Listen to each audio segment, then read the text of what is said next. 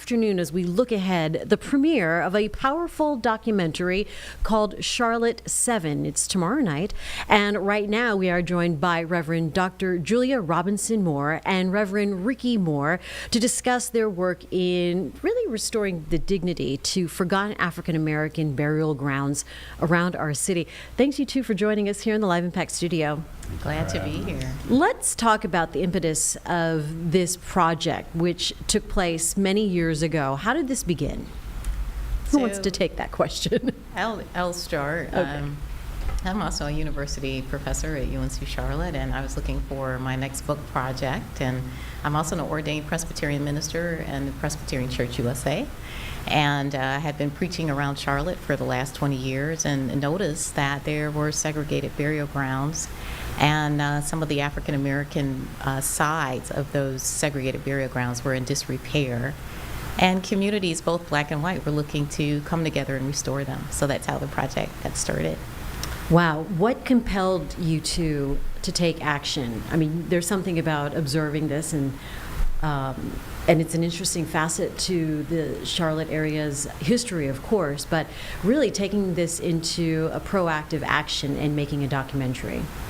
Well, the documentary came in as a surprise. I was finding just a handful of people at Charlotte's local Presbyterian churches who were really interested in reaching across the divide, if you will, and building community across race. And so black and white Presbyterian churches are uniquely positioned here in the city because they have a shared history, and they just kind of compelled me to work with them to bring restoration and dignity to, and then the other interesting thing is that many African Americans here in the city of Charlotte can trace their ancestry to these forgotten burial sites. Yeah, what has the feedback been in the process of doing this? It's been pretty positive, I would say. There's lots of surprises that people are they kind of forgotten of some of them about the burial sites. They're like hidden in plain sight. But once they become aware, there is community energy around facing that history and building a different future together and talking about it. And bringing this to your church, Ricky, how is it to be involved with something like this, personally part of this journey? Yeah, so we, one of the things that we do, even in preparation for this, is a fair amount of prayer. And we want to be sure that what we're doing and what we're saying is consistent with the teachings of not just the church, but New Testament scripture. We're following the Lord. And our findings have been that the churches have been very receptive to that, recognizing the unity that they have in Jesus has really been something that they've been rallying around, both black and white churches. And when I say black and white, I'm talking about predominantly black congregants versus predominantly white congregants. And so in that regard, they've been very receptive. Yeah.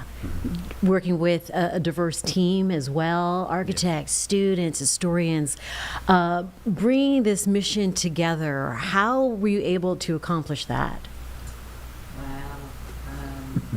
Well, first I'm looking over here because my husband and my ministry partner is my partner. So we, one of the things that I've done over the years is I've led a diverse group of project managers in my corporate background. And so when Julia started talking to me more about the project and we really felt like we were being led to move this way, I decided I would be the project manager for it.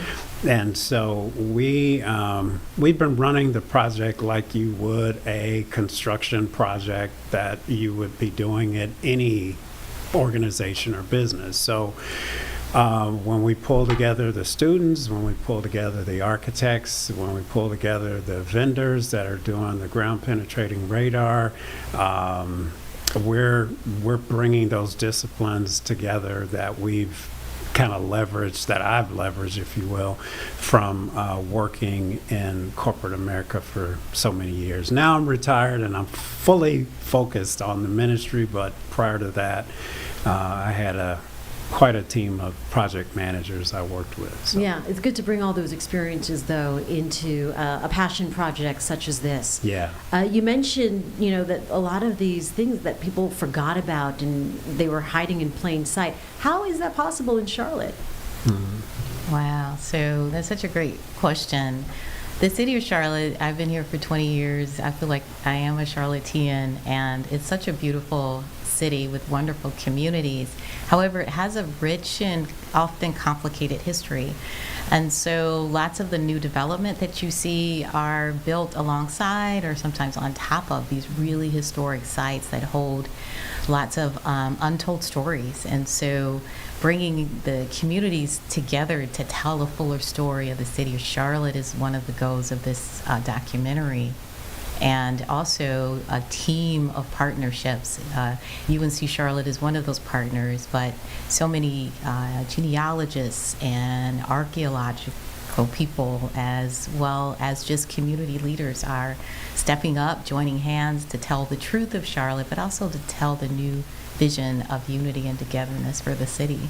Sounds like more of a positive thing, the takeaway from this project for all Charlotteans.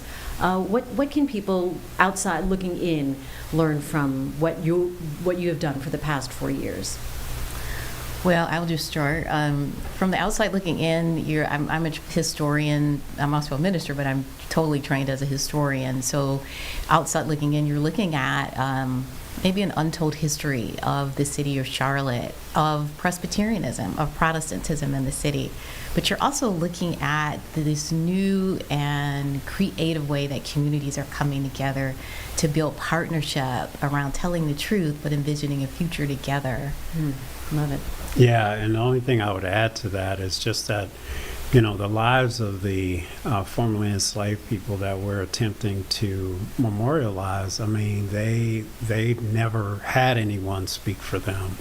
And there are descendants of those formerly enslaved people who, many of them are still going to the churches today. So there's this opportunity for connection and for, if you will, a measure of closure just around the humanity of the formerly enslaved people. And there's this genuineness in both of the, when I say both of the communities, whether it's a majority black or majority white, there's this togetherness that they have around, hey, yeah, the story's tough, but at the same time, we really are brothers and sisters in the Lord. How can we walk this out together? And so there's a lot of hope on both sides of the aisle, if you will, in making this happen. So, yeah, I mean, beyond restoration, this is really a lesson in reconciliation. Yes. What does that look like in practice? I can share one little quick story. One of the descendants from the so most black Presbyterian churches are descended from Charlotte's 7 predominantly white Presbyterian churches started in the colonial period. One of those descendants was looking for her ancestor from the black churches, and she met a person from the predominantly white church and realized that not only were they connected by their shared church history, they were also connected by family history. By blood. And so those are some of the ways that community is being built. Families are discovering one another. And this particular family now, they have family reunions where they invite a part of the family, the African American family that had been left out of their family history. And so it's an interracial family reunion now. Wow, that's good. Yeah. What do you hope people are going to take away if they see Charlotte 7 tomorrow? So there's quite a bit of unique things in the film, one of which is an opportunity that my wife, Julia, shares around a prayer, an applied spirituality practice.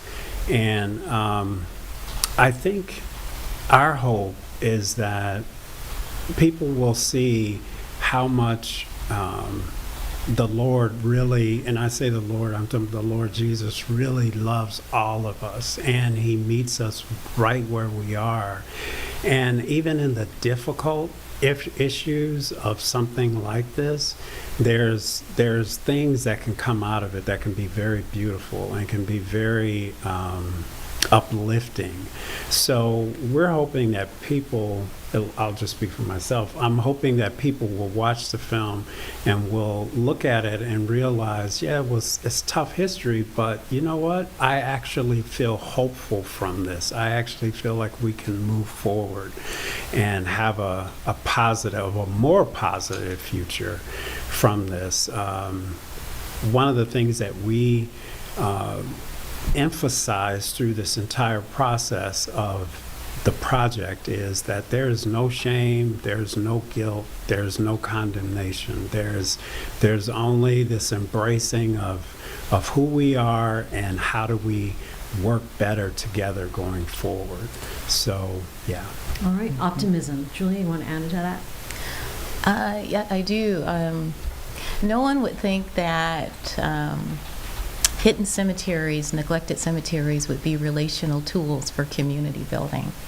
But this is what we're doing, and the documentary that people will see, even though it's short, it will give reverence, if you will, to the ways in which historical spaces that are full of hard stories can be bridge builders, that you can tell the truth in a way that brings communities together as opposed to pull them apart. And I think that the documentary and the project and our nonprofit is attempting to do that for our communities here in the city of Charlotte. So It's beautiful, and it's a testament to the strength of Charlotte and what can be done by facing the truth, and again, no guilt, like you said. Wow. How can people get involved or see? You know, I know we're just one day out and it's kind of last minute, but people can still watch this premiere. Right. Yeah, and if they want to come to the live event tomorrow at Providence Presbyterian Church here in Charlotte, we'll start at 7 p.m. sharp. Also, More Grace Ministries is our ministry, and they can look us up on the website, and they can find out more information about the film, about us, about what we're doing with our Pathways to Peace project, which is really the overall umbrella project that's caring for the Charlotte 7 film and the work that we're doing in the city. So they can look us up that way. All right. Very good. Charlotte 7 tomorrow night at 7. The community is invited. There is a panel as well where you can discuss more and really go into a deep dive on what this means. Such a powerful picture. And from the images I see, it looks like your 4 years of work will pay off in spades. Appreciate you both, Reverend Dr. Julia Robinson Moore and Reverend Ricky Moore, More Grace Ministries. Appreciate you guys coming in. Thank you. Thank you very so much. Thank you very much.